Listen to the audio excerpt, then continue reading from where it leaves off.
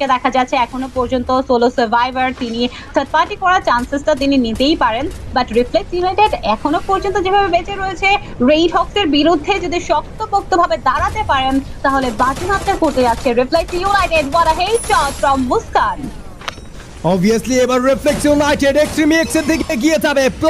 তারা মনে করিয়েছে ব্যাক সাইড থেকে যেন আর এসকেরা গুটি গুটি পায়ে এগিয়ে যাচ্ছেন এবং গডপি কুট্টুস এগিয়ে যাবে।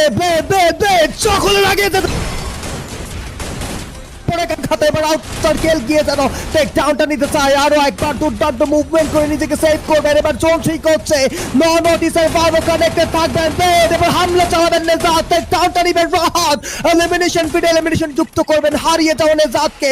আরো একবার ফিরিয়ে আনবেন the red Hawks. It's a proper video scenario update. হামলা করবেন, ধ্বংস করেছে, and we got our champion the Red Hawks. Oh, what my aggression that was.